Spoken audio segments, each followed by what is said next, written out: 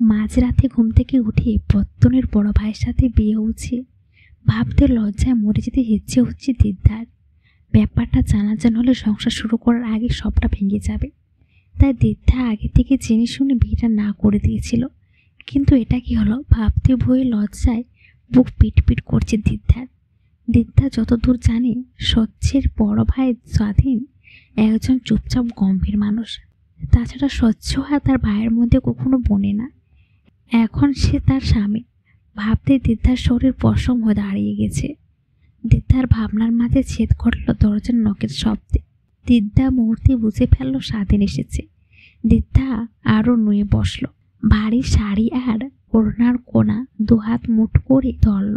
এটা তাদের বাস্যরাত নয়, কাল রাতে বিয়ে হালকা সাজ এখনো খোলা। সবটা যেন স্বপ্ন মনে হচ্ছিল। সকালে বিদায়ের পর থেকে সবটা কেমন এলোমেলো ও গোছালো, সব ছটফটিয়ে যাচ্ছে, কিছুতেই হিসাব মিলতে পারছে না। দিদার চোখের সামনে ফ্লোরে কটমট শব্দ তুলে কালো শু এসে থামল। ভরাট কণ্ঠ ভেসে এলো, এখানেও ভাবে বসে আছেন কেন? যান ফ্রেশ হয়ে নিন। কবারের ও পাশে আপনার সব প্রয়োজনীয় জিনিসপত্র রাখা আছে। দিদার শুকনো ঢক গেল। একবার স্বাধীনের মুখের দিকে তাকিয়ে বলল, জি। স্বাধীনের চোখের চোখ পড়তে দিদা হঠাৎ কেমন অনুভূতি হলো। দ্রুততার সাথে চোখের দৃষ্টি এলোমেলো করে মাথা নাড়িয়ে উঠে দাঁড়ালো। স্বাধীনের দেখিয়ে দেওয়া কাপড়ের দিকে এগিয়ে গেল। কাবার নক করা না থাকায় সহজে খুলে ফেললো দিদা। দেখলো শাড়ি, 3 পিস রাখা। দিদা অবাক হলো, মনে মনে বলল, এগুলো এখানে কেন? ওনার কি আগে বিয়ে হয়েছিল? আর এগুলো কি আমার সতীনের জিনিসপত্র? দিদা কথাটা ভাবতে রু কেঁপে উঠল। চট করে পিছনে ফিরে তাকাতে কারোর বুকের সাথে সজোরে ধাক্কা খেল। কিছুক্ষণ অবিবাহিত হওয়ার পরও কোনো প্রতিক্রিয়া না দেখে স্লিম আর কারোর বুকের ধুকফুকনে দিদা বেশ করে উপলব্ধি করতে পারেছে। দিদা মাথা উঁচু করে স্বাধীনের মুখ দেখল। দিদা দূরত্ব নিয়ে দাঁড়ালো। স্বাধীন শক্ত মুখে 2 হাত প্যান্টের পকেটে রেখে সোজা হয়ে দাঁড়িয়ে আছে। দিদা তার শুকনো ঠোঁট জোড়া চিপ দিয়ে ভিজিয়ে বলল, আপনার সাথে আমার কিছু কথা ছিল। জানি কি বলবে, তাই ওইসব ফালতু কথা আমার ইম্পর্টেন্ট টাইম বেশ করতে চায় না। কথাটি বলে স্বাধীন কয়েকটা ফাইল নিয়ে বালকনিতে চলে গেল। দিদার ভুরু কুচকে গেল। আস্তে করে বলল, পালাতে চাইছেন? আস্তে বললেও স্বাধীন শুনতে পেল। স্বাধীনের চলন্ত পা থেমে গেল। ঘাড় ঘুরিয়ে বলল, স্বাধীন কোনো কিছুতেই ভয় পায় না।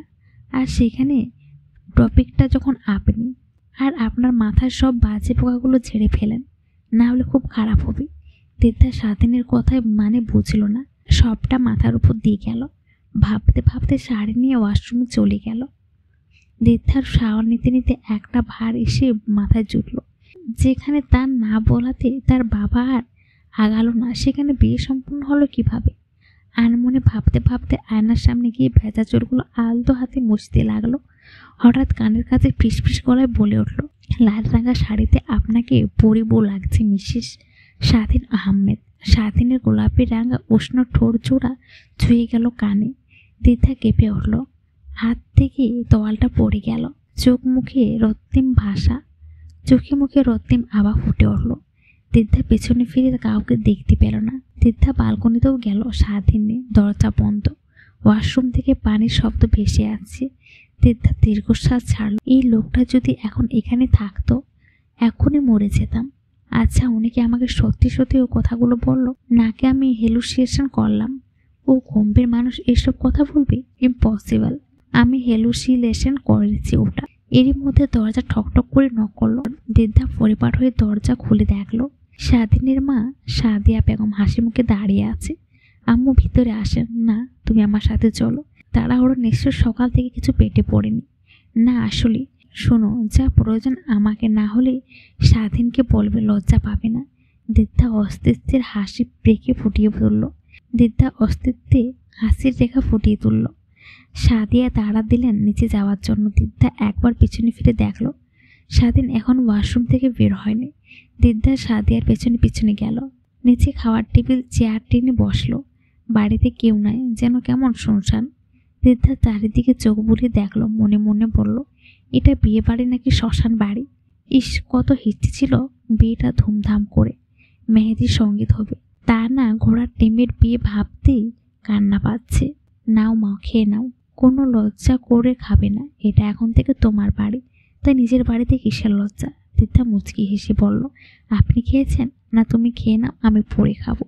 এটা হয় নাকি? আপনি বসেন, আমরা একসাথে খাবো। দিদা সাদিয়াকে চেয়ারে বসে প্লেট নিজের খাবার সাফ করে দিল, নিজেও সাদিয়ার পাশে বসলো। সাদিয়া বেগম চোখে পানি চিকচিক করছে, আলতো হাতে দিদার মাথায় হাত বুলিয়ে দিল। দিদা হাসলো, খেতে শুরু করলো। দিদা এক রকম মুখে দিতেই 5 থেকে 4টা না শব্দ আসলো।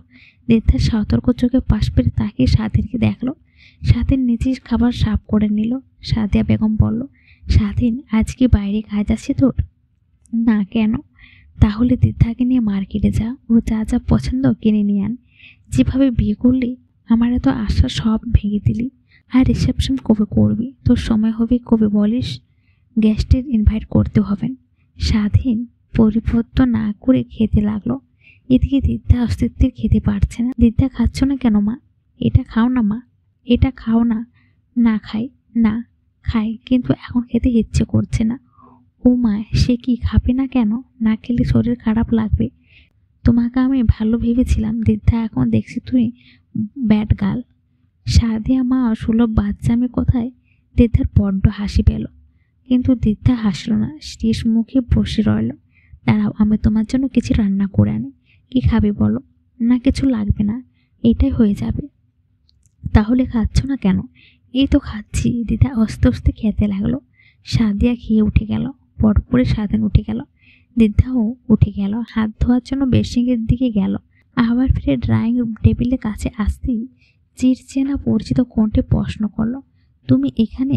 দিদা চোখ মারল, স্বচ্ছের দিকে তাকাতে দেখতে পেল স্বচ্ছের চোখ মুখে আবাক বিস্ময়ের খেলা। দিদা চুপ করে রইল। এই বাজে ঘৃণিত লোকটার সাথে কোনো প্রকার কথা বলতে চায় না। স্বচ্ছের চোখ মুখ দেখে দিদা বুঝে গেল স্বাধীন আর দিদার বিয়ের ব্যাপারটা স্বচ্ছ অবলোকন হয়নি এখনো। দিদা ভাবনার মাঝে স্বচ্ছ দিদার কাছে চলে আসতে দেখি দিদা পিছিয়ে যায়। স্বচ্ছ বিস্ত্রীর হাসি দিয়ে বলল, আমাকে মিস করছিলে বুঝি, তাই বাসায় এসেছো? দিদা পেছাতে পেছাতে ধাক্কা খেল, আর ঘুরিয়ে দেখলো স্বাধীন গম্ভীর মুখে দাঁড়িয়ে আছে। দিদা ভয়ার্থ মুখে তাকিয়ে রইল। স্বাধীন গম্ভীর হয়ে বলল, she is my wife, don't cross your limit. কিছুক্ষণ চুপ থেকে স্বচ্ছ ঘর কাঁপিয়ে হাহা করে হেসে উঠল। দিদা ভয়ে মরামরি অবস্থা, এই বুঝি স্বচ্ছ সব বলে দেবে।